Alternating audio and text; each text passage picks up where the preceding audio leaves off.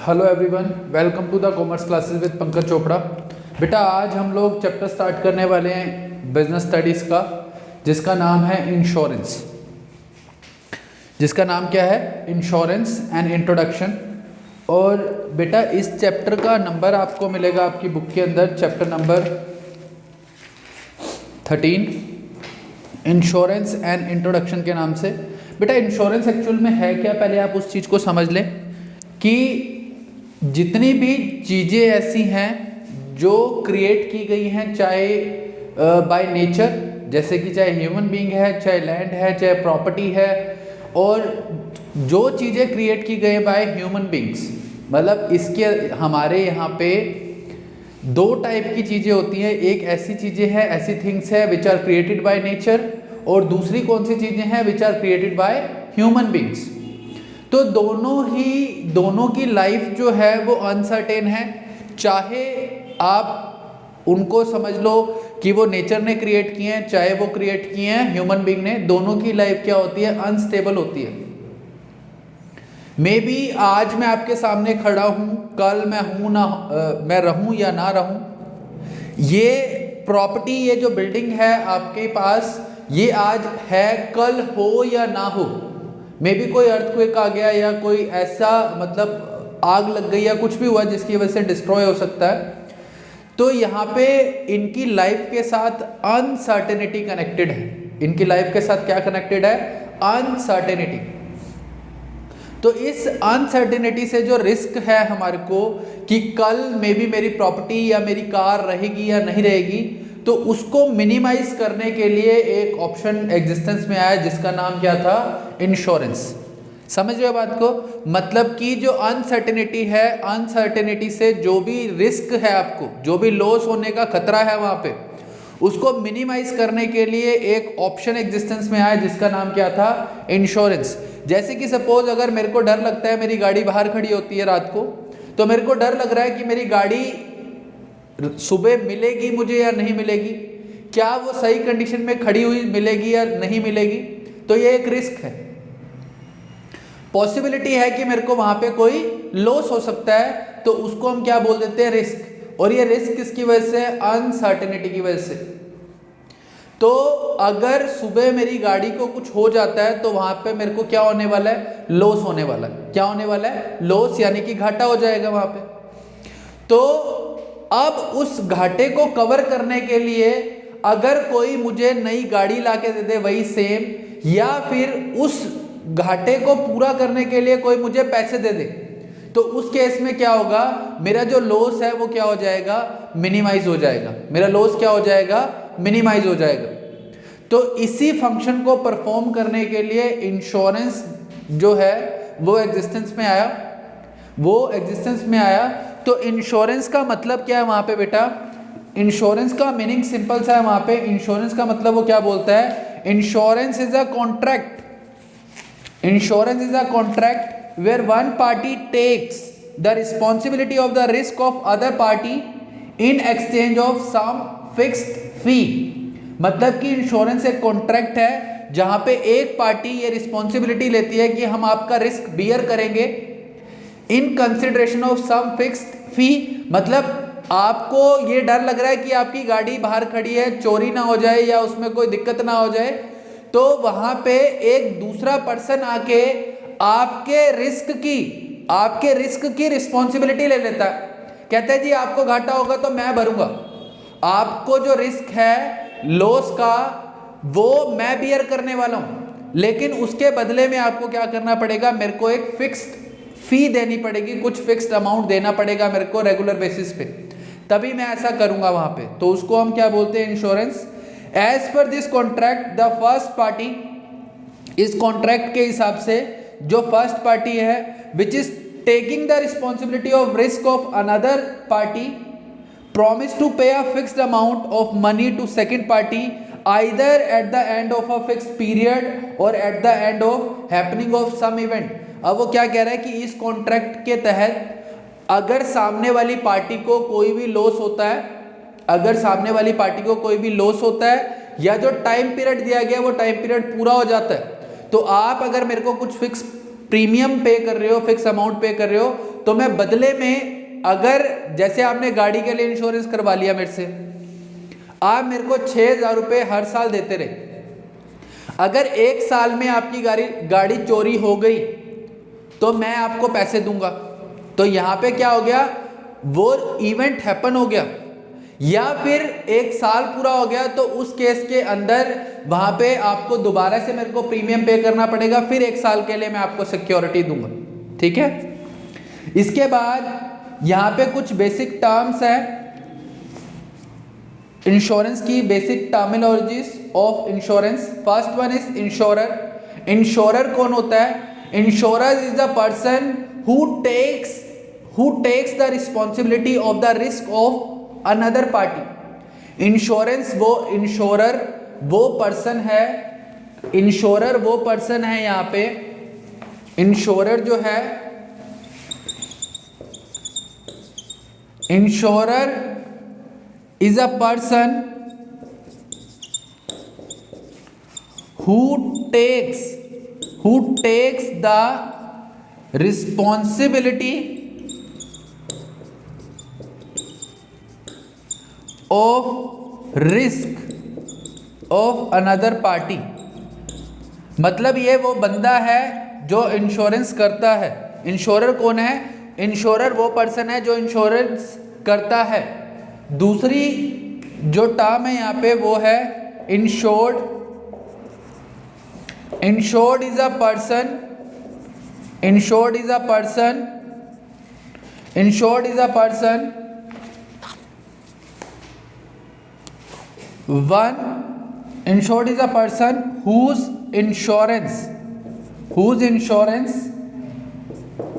whose insurance is done.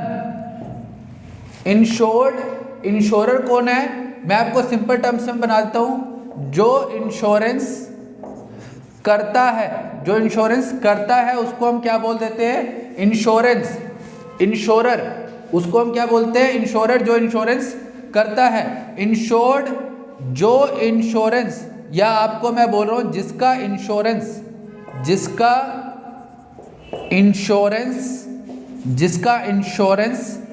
किया जा रहा है, वो क्या हो गया? वहां पे इंश्योर्ड हो गया। वो क्या हो गया? इंश्योर्ड हो गया। उसके बाद नेक्स्ट टर्म है premium.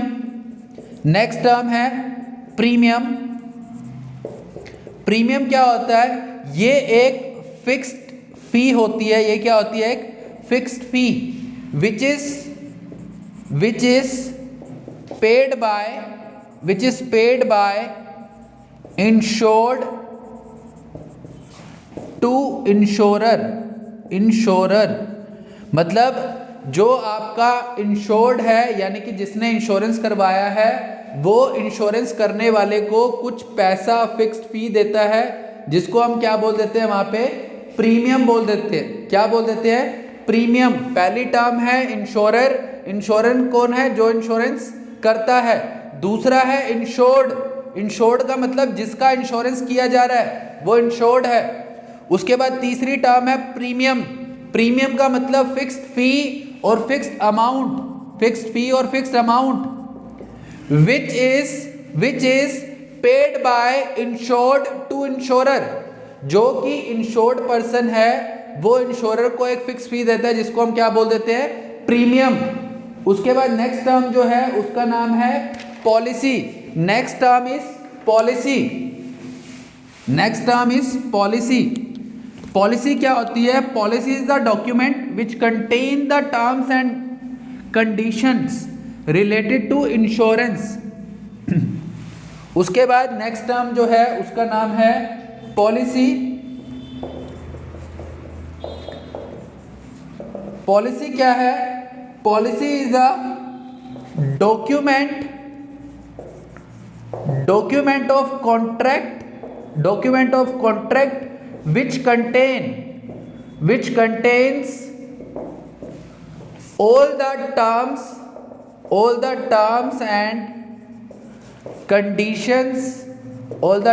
and conditions of insurance, insurance, उसको हम क्या बोल देते हैं वहां पे, पॉलिसी।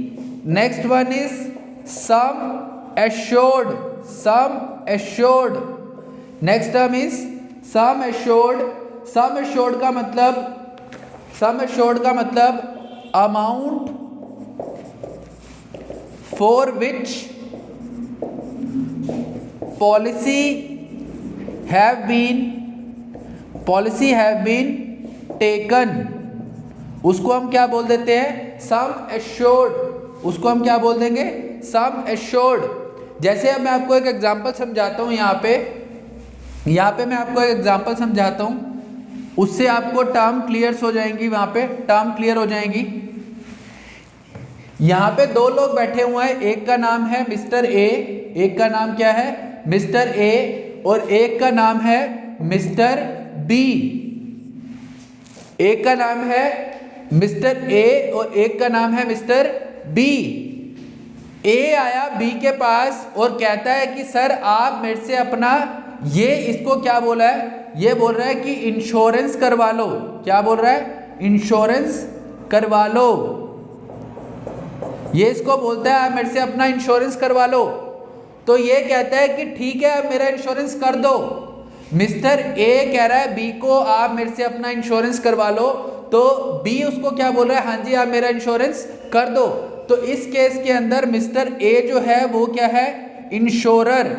जो इंश्योरेंस करता है वो क्या होता है, इंश्योरर। और मिस्टर बी यहाँ पे क्या बन जाएगा, इंश्योर्ड।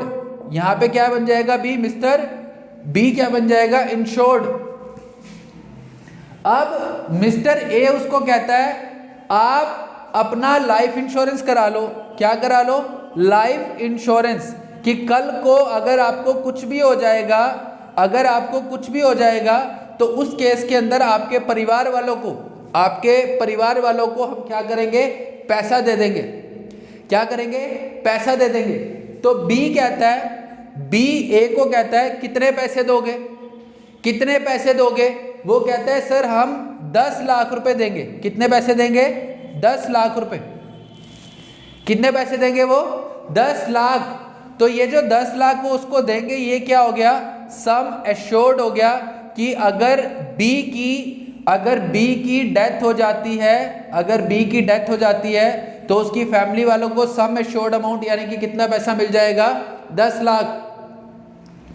तो अब बी कहता है ए को आप मेरा इंश्योरेंस कर रहे हो और मेरी फैमिली को कितने पैसे देने की बात कर रहे हो, 10 लाख रुपए देने की बात कर रहे हो। मिस्टर ए बोलता है हाँ जी हम आपकी फैमिली को 10 लाख रुपए देंगे। तो बी ने बोला इससे आपको क्या फायदा है। तो ए ने बोला सर आप ऐसा करो 10,000 रुपये, 10,000 रुपये हर साल के आप हमारे को पे करते रहना। ये बी को क्या बोल रहा है, ए कहता है आप मेरे को कितने पैसे देते रहो, 10,000 रुपये पर एनम, पूरे साल के आप 10,000 रुपये मेरे को देते रहो। तो ये जो 10,000 रुपये उससे मांग रहा है ये क्या है, फिक्स्ड फी। ये क्या है, फिक्स्ड फी। कहता है अगर आप मेरे को 10,000 रुपये साल के देते रहोगे तो आपकी कभी भी अगर डेथ हो जाएगी तो उस केस में मैं आपको कितने पैसे दे दूंगा, 10 लाख रुपए। तो ये जो 10,000 रुपये पर एनम वो मांग रहा है वो इसको क्या बोलते हैं, प्रीमियम। वो इसको क्या बोलते हैं, प्रीमियम।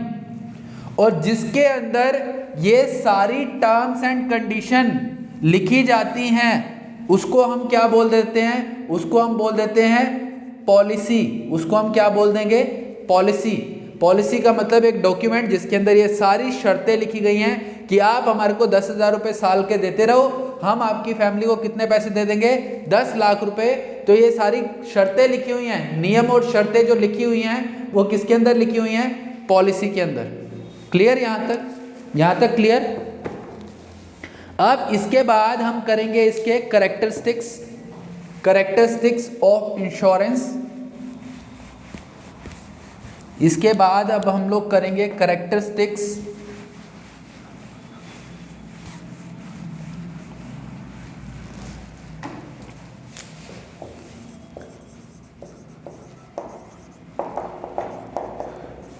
Of insurance. इंश्योरेंस के कैरेक्टरिस्टिक्स क्या क्या होते हैं, बड़े ही बेसिक से कैरेक्टरिस्टिक्स हैं इसमें। पहली जो कैरेक्टरिस्टिक है वो क्या है, टू पार्टीज इंश्योरेंस के अंदर कम से कम कितनी पार्टीज का होना जरूरी है? 2 पार्टीज होनी जरूरी हैं, जिसमें से एक पार्टी कौन सी होगी? एक पार्टी होगी इंश्योरर और एक पार्टी कौन सी होगी? इंश्योर्ड। इंश्योरेंस के अंदर 2 पार्टियों की रिक्वायरमेंट होती है, एक होता है इंश्योरर मैं आपको बार बार बोल रहा हूँ, इंश्योरर कौन है? जो इंश्योरेंस करता है, यानी कि जो who takes the responsibility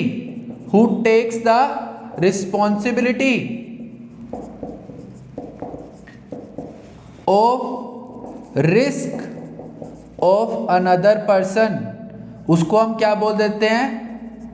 insurer. और इंश्योर्ड कौन हो गया? whose insurance has been done। तो इंश्योरेंस के अंदर 2 पार्टीज की रिक्वायरमेंट होती है। First one is insurer, second one is insured. उसके बाद आपका सेकंड पार्ट है बेस्ड ऑन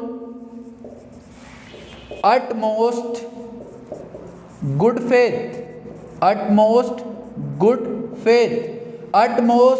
faith का मतलब है अटूट विश्वास। इनके बीच में अटूट विश्वास होना चाहिए, दोनों के बीच में। इंश्योरर जो है और जो इंश्योर्ड है, ये क्या करेंगे? Disclose all the facts related to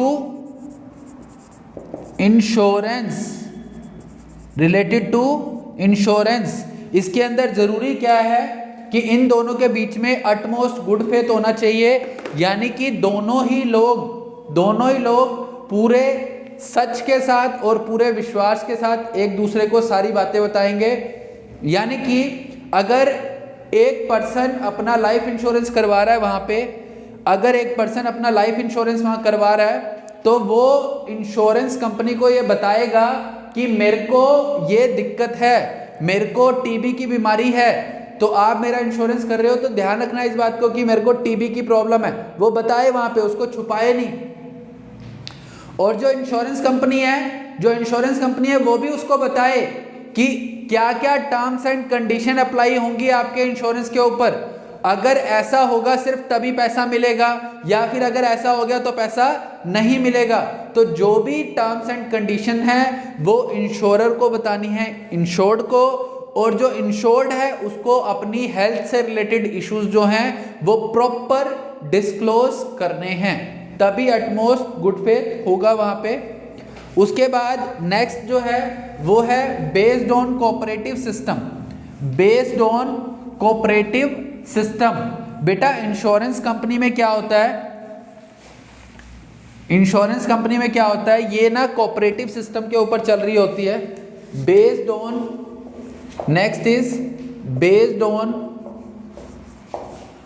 cooperative system. ये कोऑपरेटिव सिस्टम के ऊपर बेस्ड होती है। मतलब जैसे मान लो, एक एग्जांपल देता हूं, ये एक कोऑपरेटिव सोसाइटी की तरह भी आप बोल सकते हो काम करती है। वहां पे क्या होता है? यहाँ पे जैसे यहाँ पे मेंबर हैं ABCDEFGH, ये मेंबर्स हैं। हर मेंबर 6,000 रुपये पे करता है। कितने पैसे पे करता है? 6,000 रुपये। 6,000 A ने दिए, 6,000 B ने दिए, 6,000 C ने दिए, 6,000 D ने दिए, 6,000 E ने, 6,000 F ने, 6,000 G ने और 6,000 H ने। तो टोटल यहाँ पे मेंबर कितने हैं? 1 2 3 4 5 6 7 8, यानी कि 6,000 रुपये के हिसाब से अगर 8 मेंबर पैसा देते हैं तो वहाँ पे कितना पैसा इकट्ठा हो जाता है? 48,000 रुपये। कितने पैसे इकट्ठे हो गए? 48,000 रुपये। अब मान लो यहाँ पे जो लॉस हो रहा है वो किसको हो रहा है? जी को हो रहा है। लॉस किसको हो रहा है? जी को। तो अब ये 48,000 रुपया जो होगा वो किसको ट्रांसफर कर दिया जाएगा? जी को ट्रांसफ़र कर दिया जाएगा। मतलब सिंपल वर्ड्स में ये है कि जो इंश्योरेंस है वो कोऑपरेटिव सिस्टम के ऊपर चलता है। इसके अंदर जितने भी मेंबर्स होते हैं वो सब लोग क्या करते हैं, कोऑपरेटिवली वहाँ पे फंड्स डिपॉजिट करते हैं, और जो नीडी होता है मतलब जिसको लॉस हो जाता है उसको वो फंड सारे के सारे ट्रांसफ़र कर दिए जाते हैं जितनी उसकी रिक्वायरमेंट होती है। ठीक है। Next one is free from expected risk. अगर आप इंश्योरेंस करवा लेते हो तो जो भी एक्सपेक्टेड रिस्क हैं उससे आप फ्री हो जाते हो। जैसे कि अगर मान लो मैंने इंश्योरेंस करवा लिया है गाड़ी का, तो गाड़ी का इंश्योरेंस करवाने में मेरे को एक्सीडेंटल भी है, थेफ्ट भी है। अब देखो गाड़ी बाहर खड़ी है तो रिस्क यही है, या तो गाड़ी चोरी हो जाएगी या फिर यह है कि कोई उसको तोड़ के चला जाएगा या उसको आग लग जाएगी। तो यही एक्सपेक्टेड रिस्क है वहाँ पे कि ऐसा ऐसा गाड़ी के साथ हो सकता है। तो अगर हम इंश्योरेंस पॉलिसी ले लेते हैं तो हम इन एक्सपेक्टेड रिस्क से, जो भी एक्सपेक्टेड रिस्क है उससे क्या हो जाते हैं, फ्री हो जाते हैं। Next one is transfer of expected losses. Same वही पॉइंट है यहाँ पे। अब मैंने क्या किया, गाड़ी का इंश्योरेंस करवा लिया, मुझे लगता है कि मेरे साथ ऐसा कुछ हो सकता है तो मैंने इंश्योरेंस करवाया। एक्सपेक्टेड लॉसेस मेरे को जो भी थे वो मैंने आइडेंटिफाई कर लिए। आग लगने की वजह से गाड़ी को नुकसान हो सकता है, चोरी होने की वजह से गाड़ी को नुकसान हो सकता है, एक्सीडेंट होने की वजह से गाड़ी को नुकसान हो सकता है। तो मेरे को ये एक्सपेक्टेड लॉसेस लगते हैं, मैंने इंश्योरेंस करवा के वो सारे के सारे लॉसेस क्या कर दिए, इंश्योरेंस कंपनी को ट्रांसफ़र कर दिए।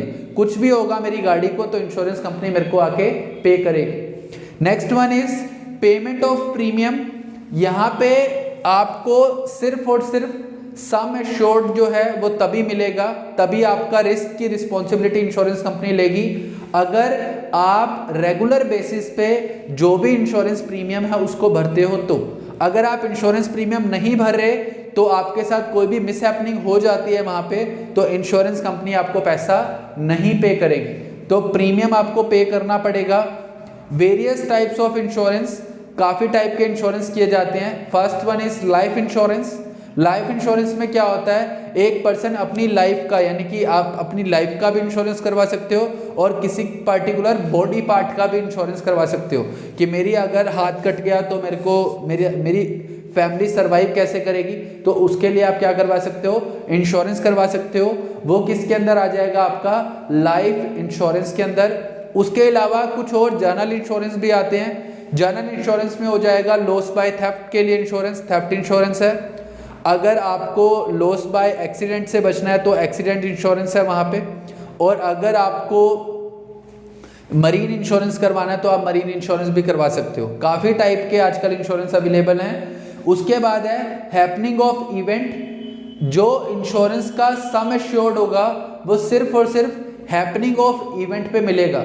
जैसे कि अगर मैं आपको एग्जांपल दूं, मैंने मेरी कार का इंश्योरेंस करवाया और मेरी कार को 1 साल के लिए मैंने इंश्योर करवाया। उस साल में कुछ भी नहीं हुआ, ना ही चोरी हुई, ना ही आग लगी, ना ही एक्सीडेंट हुआ, तो हैपनिंग नहीं हुई ना ही, क्योंकि हैपनिंग का मतलब क्या है, या तो चोरी हो जाती या एक्सीडेंट हो जाता या आग लग जाती, ये हैपनिंग है। अगर ये होगा तभी इंश्योरेंस कंपनी पैसा देगी, अदरवाइज नहीं देगी। तो हैपनिंग के ऊपर डिपेंड करता है। Security and investment. इंश्योरेंस जो है उसके अंदर 2 एलिमेंट होते हैं, सिक्योरिटी भी होती है और इन्वेस्टमेंट भी होता है। सिक्योरिटी कैसे कि अब अगर गाड़ी का इंश्योरेंस की बात करूं तो वहां पे सिर्फ और सिर्फ सिक्योरिटी मिलती है कि अगर एक्सीडेंट होगा सिर्फ तभी पैसे मिलेंगे, अदरवाइज नहीं। लेकिन अगर आपने लाइफ इंश्योरेंस करवाया है 10 साल का, सपोज आपने इंश्योरेंस लिया है, तो 10 साल के अंदर अगर आपकी डेथ हो जाती है तो भी पैसा मिलेगा, और अगर 10 साल तक आप जी जाते हो, 10 साल तक अगर आप जिंदा रहते हो तो भी आपको पैसा मिलेगा। तो वहां पे सिक्योरिटी भी है और इन्वेस्टमेंट भी है। सिक्योरिटी और इन्वेस्टमेंट सिर्फ और सिर्फ लाइफ इंश्योरेंस में आपको मिलेगा और कहीं भी नहीं। Ownership not compulsory. इंश्योरेंस करवाने के लिए ओनरशिप कंपल्सरी नहीं है। अब जैसे मान लो कि अगर आपको मैंने लोन दे दिया, आपको मैंने लोन दिया और आपने उसके बदले में अपना घर मेरे पास गिरवी रखवा दिया, आपने प्लेज कर दिया मेरे पास अपना घर। मैंने आपको लोन दिया, उसके बदले में आपने मेरे को क्या किया, अपना घर दे दिया। घर क्या दिया, घर गिरवी रख दिया। अब यूज आप कर रहे हो, बाई चांस आग लग गई या कुछ भी हो गया, आपका घर अगर डिस्ट्रॉय हो जाता है तो उस केस के अंदर मैं अपना पैसा कहां से रिकवर करूंगा, मैं अपना पैसा कहां से रिकवर करूंगा? तो उस केस के लिए मैं क्या कर सकता हूं, आप चाहे वो प्रॉपर्टी के ओनर आप हो फिर भी मैं उसका इंश्योरेंस करवा सकता हूं।